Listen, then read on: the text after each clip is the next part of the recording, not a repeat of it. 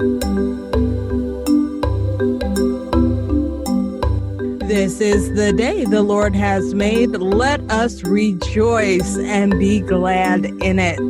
This is the Journey Step-by-Step Christian Podcast, and I am your host, Karen Beach. You know, today is another Talkin testimony episode, and I've talked to authors, I've talked to pastors' wives, I've talked to all sorts of people, but today it is something different. Because today, the person I'm talking to is a person I am proud and happy to call a friend of mine, and that is actress extraordinaire, writer, wonderful writer, Regina Day Allen. So Regina Allen, welcome to the Journey Podcast. Thank you, Karen, and I'm blessed to be your friend. I'm so grateful God put our paths together. Right, and have you as a friend. We met in college. Yes, we did. It was supposed to be. That's how I look at it. It was supposed to be. It was supposed to be, but here's the interesting part. After college, we sort of lost touch. Yes, for years. We went decades. It's like almost 2 decades. Yes. And we went our separate ways, and you ended up moving to California, Los Angeles, and I ended up moving to California, Los Angeles, and we ended up at the same church. And one day I normally went with one of my other friends, but I went by myself, and in front of me is this girl, and I'm like, darn, she looks familiar. Darn, she looks familiar. I know I've seen her somewhere before. And Bishop was telling us to turn around in our seat and greet the person behind you. And greet the person, and you turned around and were like, Karen Beach. Yeah. And I'm like, Regina. And the person I was looking at was Barbara, your best friend, Barbara, who had come out to see you. And I had been looking at her like, dang it, I know her from somewhere. And it so happened that was the last night of a play you had put on. Yep, that's right. And I went to see your play to support you. And we have been friends ever since. And that was a good 10 years ago. At least. If not a little bit more. If not a little bit more. I've been in my house 10 years. I was in Charlotte 2 years before that. So that's 12 years.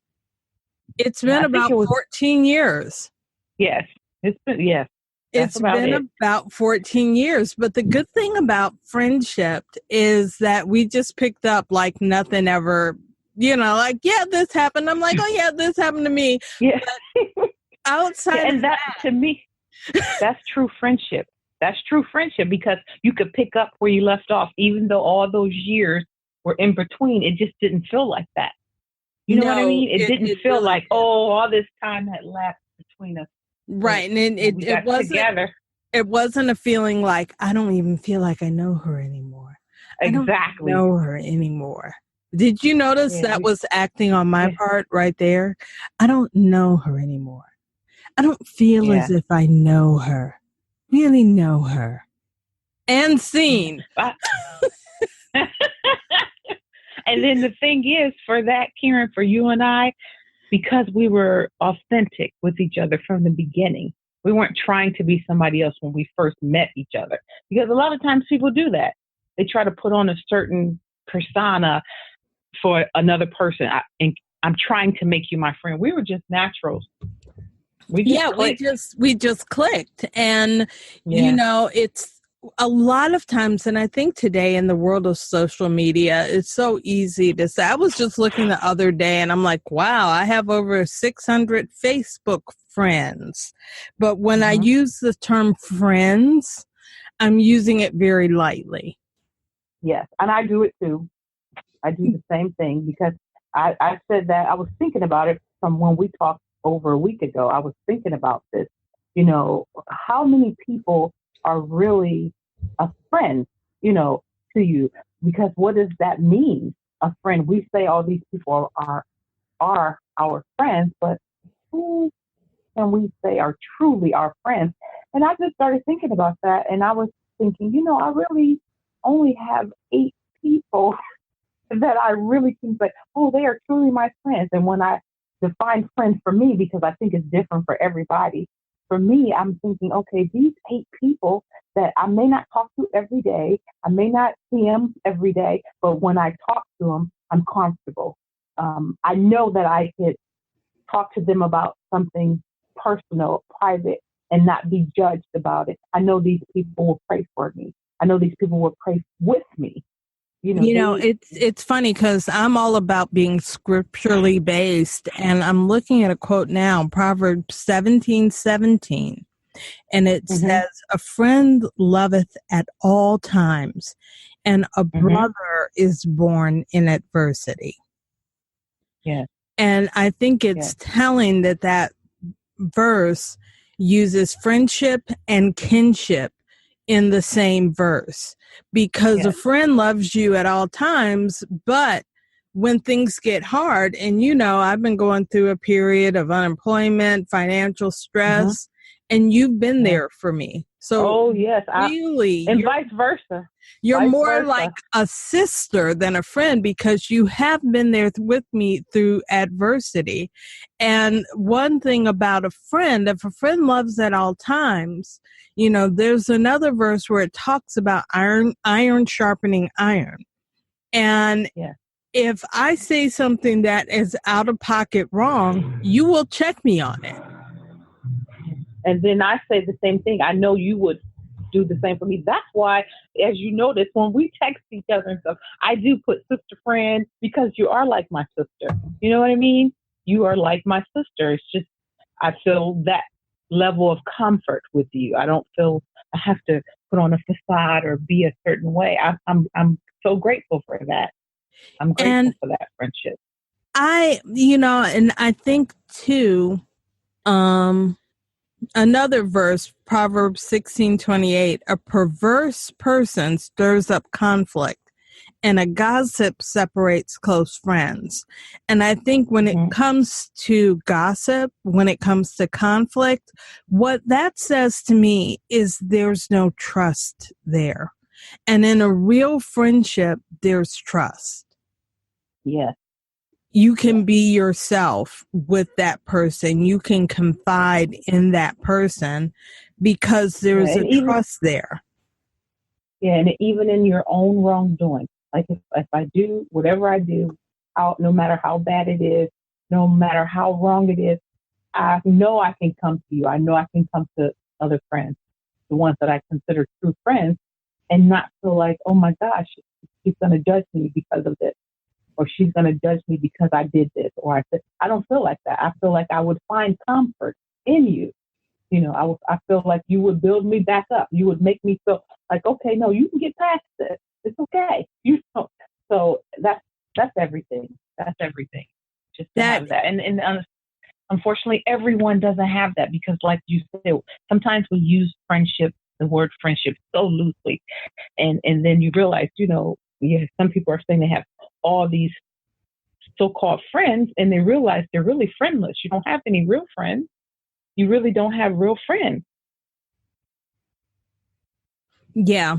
Yeah, you have real friends when you have people you can trust, people that have your back.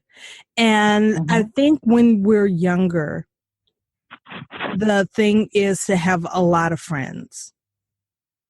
But as you get older, you realize that it's the quality, not the quantity, that matters. Yeah. Right. And when we're younger. To go by what you were saying earlier, Proverbs 18:24 says, "One who has unreliable friends soon comes to ruin, but there is a friend who sticks closer than a brother." Yeah, I like that verse, that Proverbs 18:24. I don't know if you've heard the translation, the Voice translation. It's a translation for the Voice translation. They have, I guess it's just written plainer, but theirs has something. it was saying, I remember it said about it was the scripture that says so-called friends. People will say they have, and it was Proverbs 18:24, but the voice rendition. It says something about, we say we have so-called friends, and I'm paraphrasing, so-called friends, but you end up friendless. I remember it was saying that you end up friendless. You really don't have true friends. True friends are like your brothers, your sisters, the people that are going to be there. I don't like what you did, but you're my blood. And I'm here because it's like a parent. Like we love our moms, we love our dads. They're not going to always do things right, say things right, or sometimes not even treat us right, but we're still going to love them. We're still going to love them. We might be angry about what they did, but we're going to love them. And then I look at our friendships like that. These women that I feel like are truly my friend in my life, yeah, they might not always say the right things, do the right things, towards me or towards whoever. I'm not going to stop loving them. I'm not going to stop being their friend because they've been there for me. Okay, now this is going to be a tricky situation. Mm-hmm. Do you have any ex-friends, people that you've been there for? Like, I have some friends that I have to love from a distance. Oh, yes. And it's unfortunate. It hurts because I don't even say we're not enemies. Let me clarify. We're not enemies, but you said it exactly right. I have to love them from a distance not because that's what I wanted, but because the friendship is toxic now. Yeah, that's not what you wanted, but that's the way it has to be. It has to be. I mean, it's nowhere where it has to be that way. And unfortunately, that's just going to happen. That's just life. It's going to happen. You can't make people be honest with you. You can't make people respect you. You can't make people, you can't make people treat you the way you treat them. You can't. Yeah, you can't do it. You can't expect people to have your motives and your interest in heart. Because I know I've had, especially when I was younger, two friends in particular. I'm real laid back. I'm not real confrontational. I'm pretty much what you see was what you get. But these two people had ulterior motives. And there was a lot going on under the surface that I at first didn't pay attention to because I want to think everybody thinks like me. Yes, that's our natural instinct. We want to feel like that. Okay, they have the fact that we're attracted to this person. We just feel like, okay, I'm attracted to you in this way as a friend, then we must have something in common. Why am I attracted to want to be around you or you vice versa towards me? But sometimes it just doesn't pan out that way. They have an ulterior motive. They do. And that, to me, is more important for a friendship than necessarily faith is. I mean, having the same motives, having the same, not background, but the same goals, the same principles. To me, that is a better harbinger of friendship than faith a lot of times is, because I do another podcast, Fun, Feisty, Fabulous, and my shameless plug there, my co-host is Buddhist. But I know who you talk about because I'm Facebook friends with her. Are you serious? Yes. Get out of town. See, it's a small world. But she's a good person. She has a good character. She has a good heart. She's someone that has been that brother during times or sister during times of adversity to me. And I would rather have her in my corner than some people who I attend church with on Sunday. But something within me just says, this is not a person you can trust. This is not a person you can put in your inner circle. And you know what? I know exactly what you're saying because I have a male guy, a male that I've known from our OU days. Actually, he went to OU with us. And, really? I met him in the theater department. And we don't talk all the time. We're Facebook friends. We don't talk all the time or anything. But when I met him, he told me he was a non-believer, because I don't hide what I believe. I'm not pushing no one to believe what I believe, but I definitely don't make friends based off of, are you saved? Okay, we can be friends. You know what I mean? That's not my thing. I know people feel like that. You need to only hang around people that are of your faith or your belief. Well, then that's not me, because I'm not going to do that. I hang around a whole bunch of people that believe different from me, and they're entitled to have that mindset. You can believe whatever you want.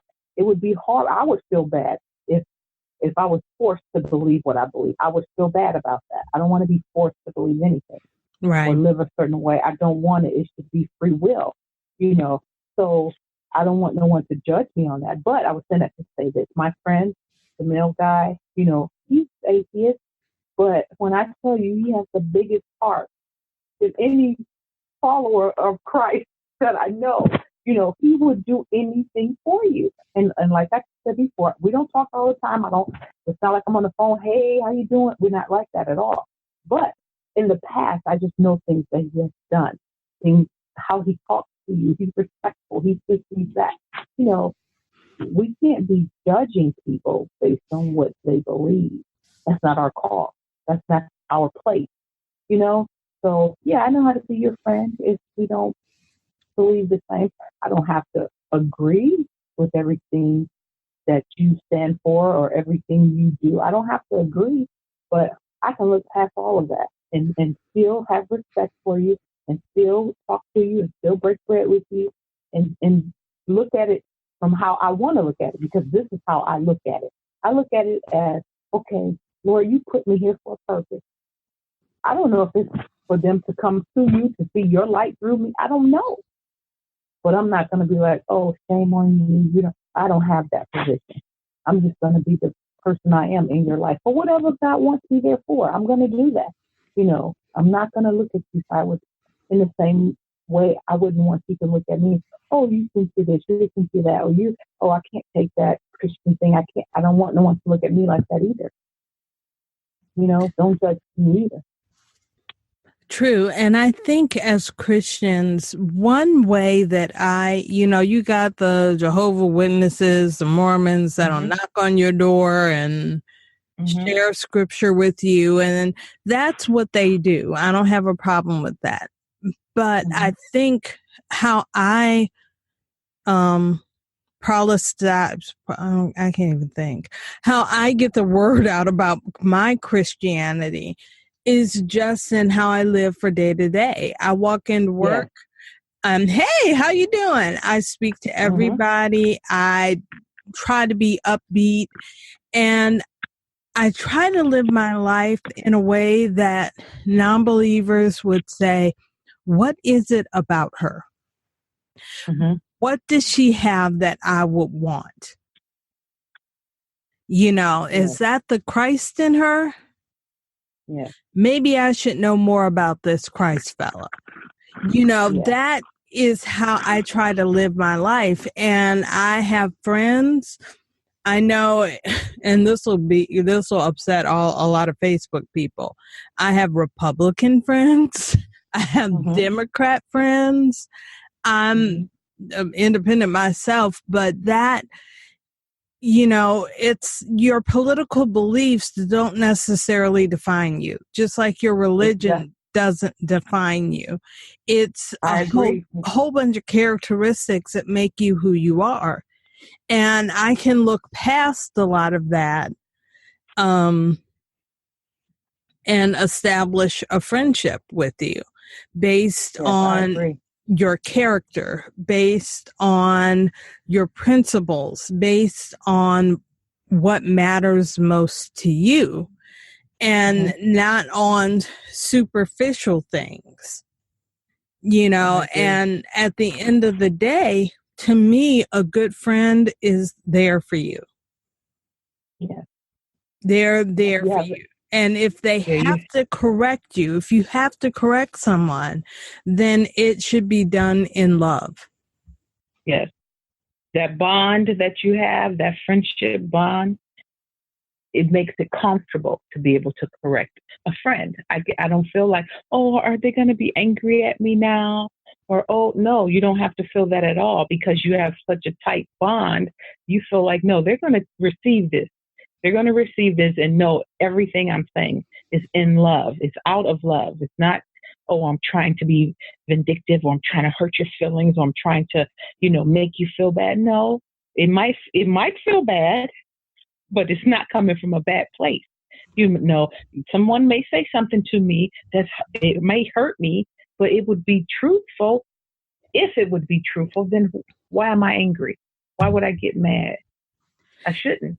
And I think, too, when we're talking about the basis of friendship, we talked about love. We talked about having a foundation and trust. A lot of that goes to, if I have a problem with you, Regina, I'm coming to you. Exactly. I'm not going to somebody else. I'm not going to tell everybody, oh, that Regina, oh, what did Regina do? I'm going to say, hey, Regina, this is on my heart to tell you this. I don't know how you're going to take it, but here's what I have to say. Sister friend, I'm saying this out of love, but this needs to be said. Yes. And then, but it's so unfortunate today, everything is social. Everything is what? You faded out. You faded out. Everything is what? I said, it's unfortunate that everything today, people today, they tend to put things out on social media. They get angry at each other on social media, and these are supposed to be friends. I mean, those friends that we're calling sister friends, and you're talking about your sister friend for the whole world. I feel like that's so not love. You don't do that for somebody that you love. You don't post it for everybody else to know. Well, I didn't like what you said, so and so and so. Well, I don't need to know that. You don't need to know that. The person that you're talking about needs to know that. But they tend to put it on social media. So, and then to me, that just destroys trust, and it makes it look or appear that you're not really my friend. You're trying to make me look bad, or you're trying to make me feel bad, and I say that because there's that message system thing on Facebook where you could put things in private messages. You don't have to put it right on a person's page, but still, a lot of people tend to put things right on the page so the whole world can see. Now I'm going to go back to faith for that. A lot of people are looking for the approval of others. And that's why you put things out on social media. You need comments. You need people to agree with you. You need people to be okay with what you said. But if you are truly a Christian, the only approval you need is not going to come through social media. Yeah. And I guess, let me clarify a little bit about what I was saying. Not so much of that. I totally understand what you just said. I'm saying, say you and I can. It's you and I. And we had a rift in our relationship. And instead of me picking up the phone, calling you and saying, hey, Karen, you really ticked me off yesterday with what you said about my such and such, whatever. And I put all that on social media. I'm not looking for anybody to give me anything. To me, that's just trying to make you look bad. To me, I would view it that way. Why am I putting this out here on here when I could pick up the phone and call Karen and tell her? I'm like, we're friends. Why am I doing that to you? And we're friends. I mean, those type of messages that they put on social media, not the other ones and I've seen plenty, when people they want, or opinions. Sometimes people just want opinions on certain things. And I'm not going against that at all. I don't see anything wrong with you wanting to get an opinion about whatever, just an opinion. I'm curious. What do you guys think about this? That's totally different. But I'm saying in terms of friendship, we're friends. Why am you and I had this little riff in our conversation today. Why am I on social media putting it on your page? Yeah, you were so disrespectful to me yesterday, and what you said was inappropriate. and I didn't like when you said this, and I'm just putting it for your everybody in your friend zone to hear that. I feel like that's just so not right. Yeah, I see what you're saying. And no, that isn't right when you can private message someone or direct message them, whatever you call it. But, friendship, I think, and there's so many verses in the Bible on friendship because it is that important. Mm-hmm. That you need good friends. And I'm about to wrap it up, so I'll end it with Ecclesiastes 4:9-12. Two people are better off than one, for they can help each other succeed. If one person falls, the other can reach out and help. But if someone who falls alone, they're in real trouble. Likewise, two people lying close together can keep each other warm. But how can one be warm alone? A person standing alone can be attacked and defeated, but two can see, this is what happens when you have to scroll down. But two can stand back to back and conquer. Three are even better, for a triple braided cord is not easily broken. So that to me is all about friendship. There's a lot you can do with someone else at your side. Yeah. And as someone who lives alone, goes through the day alone, I know personally and very poignantly what it is to be alone. One person can't stay warm alone. I know this for a fact. And a 12-pound dog doesn't help much. But that's Jake for those who are uninitiated. Unclear about what I'm talking about. Unclear. He's a 12-pound toy poodle who pretty much is full of himself all the time.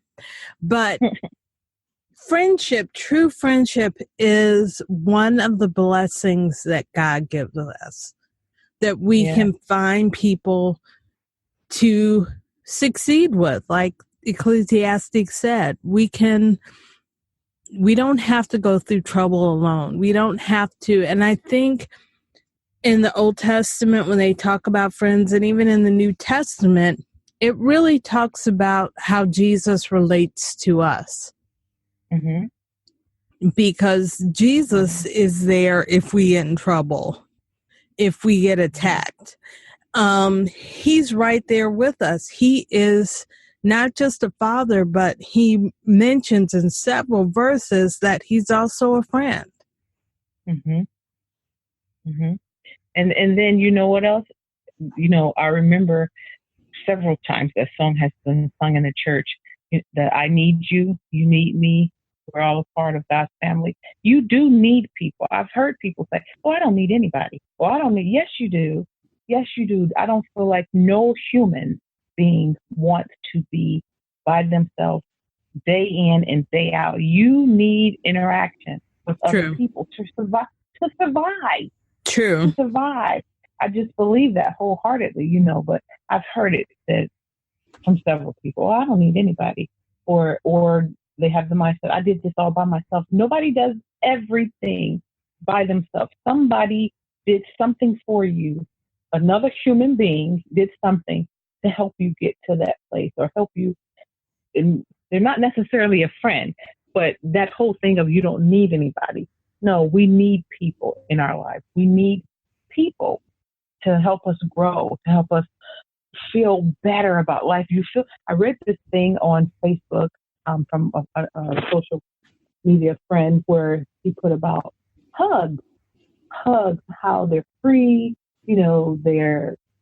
I can't remember exactly what it said, but basically they're free, and how everybody needs them. She was like, it is the best medicine in the world to be hugged by a friend. That's what it was breaking it down. It's the best medicine to be hugged by a friend, because it does so much for your body, so much for your soul. People don't realize. I was like, wow. I was reading, I was like, people don't hug all the time. giving people, hey, you greet people. You just be like, hey, how you doing? People really don't hug and things like that anymore. But it's needed. You need people to be in your life to hug you. And those friends that you have, you need to hug them. We need that. We need that in our lives. It's so funny you would mention that, because when I was going through everything I just went through, a friend said I should find a depression support group. And I found one, and literally I picked the one that was closest to me. I looked at the mileage and I was like, this is the one I'm going to. I didn't realize till I got there that it was a Christian depression support group. And I had been praying earlier, I was voicing my frustration to God, and I mentioned a hug. I said, Lord, I don't even have anyone to hug me. I just need, companionship. I need a hug. Can't you even just give me a hug? And at the end of the meeting, I shared some stuff at the meeting. And at the end of the meeting, the guy that ran the meeting came up to me and he asked me, he said, can I give you a hug? And it was the best hug ever. I was like, okay, Lord, you are listening to me, because I was... He's like, I got you. Because I literally was at home crying and praying, Lord, why can't I even get a hug? I don't have anybody. You won't even give me somebody to give me a hug. And several hours later, I'm getting the best hug from somebody that was a really good hugger. There was nothing, ulterior motive behind it, but I was like, okay, Lord, I hear you and I know that you hear me, because you gave me that hug. And it's true. It's just being there and being a friend, being there to listen, being there to give a hug, being there with support when someone needs it. Those are the hallmarks of a good friendship. Yes, I agree. I agree 100%.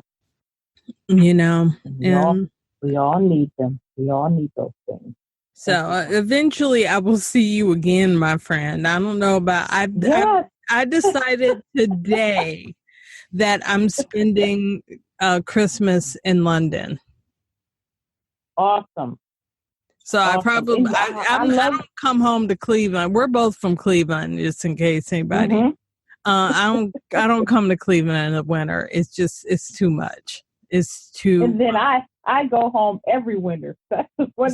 See, we need to schedule something else, because my family is like, you ever come home for Christmas? And my answer is always the same. Have it in July.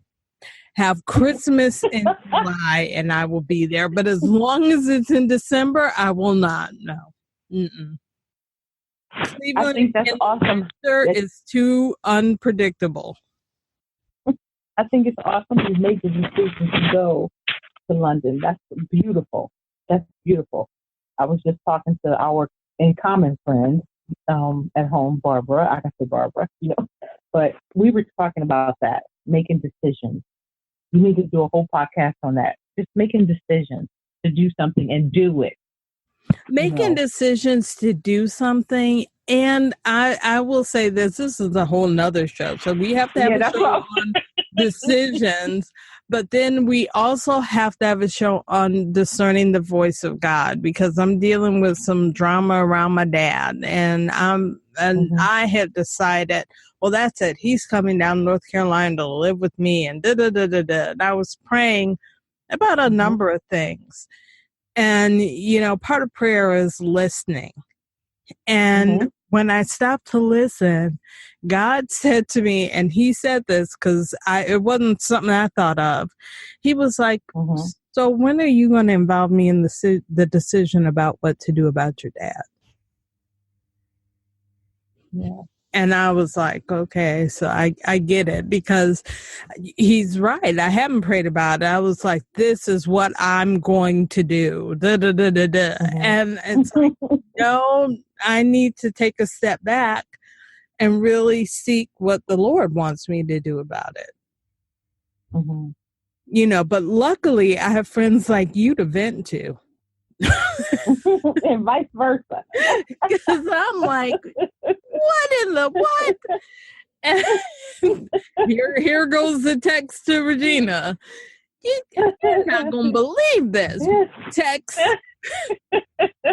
But I am truly honored and blessed and glad that the Lord put you in my life. And I feel the same way, Karen. And I've told you that. I've told you that. And for those of you listening, yes, this is just a love in. It's just a love fest because I love Regina and Regina loves me. Regina loves Karen. And that is the basis of a true friendship. I mean, 20 years passed. And if anybody knows West Angeles, that church is huge. So, so for me to sit directly behind my friend that I hadn't seen in like 20 years, and be in the same church for that matter, and be in the same church. Los Angeles is a huge city. Los Angeles is a huge city. We're in a huge city, in a huge church. And normally, I'll be honest, because people that don't know, Los Angeles has a lot of celebrities. And normally when I come by myself, they would sit me right outside of the celebrity section. As if they knew. I should be in the celebrity. One time I saw Angela Bassett and she was like, hey! And I was like, hey! She didn't know me. She did not know me, but I played that role up. Hey! And on this particular Sunday, the usher set me on the other side in a place where I'd never sat before. And it's nothing but God that said, okay, these two are in the same city. They go to the same church. Let me put them in an area where they can reconnect. Yes, and I know that it was all God because, like you said, the section, I had never sat in that section either. It was just so that our common friend Barbara came in town, and my sister and my niece, they were coming to see the play. And I was like, oh, let's sit a little closer this time because normally we sit to the back. So it was just, I know that was all God putting us together. It was time to reunite. Yes, it was. So he put us there. And we've been reunited since. We've been in Cleveland together. Yes. I now live in, where do I live? Charlotte. Yeah, I don't know where I live. And for this, we're recording this in, what month is it? July. For the life of me, I cannot ever remember the month that comes after this month. August. Yeah, I keep saying, the month after this month, and then I stop. I'm like, there's 12 months in a year. I've known these since like kindergarten. I can't think of August to save my life most of the time. I don't know. But I thank you, my dear friend, for coming by my little show. And thank you for having me. Thank you so much. I appreciate have you back. Your word. Talk about something else. I don't know what that is, but we'll have you back. Yes. So, before I go, let me tell you, if you're still listening, you want to subscribe to my blog, afaithwalk.com. afaithwalk.com. Great posts and information on that site. You can find other older episodes of the podcast. It's all there at afaithwalk.com. And I'm going to end this show the way I always end it by telling you that until next time, be strong and courageous. Do not be afraid or discouraged because the Lord your God will be with you wherever you go. Until next time.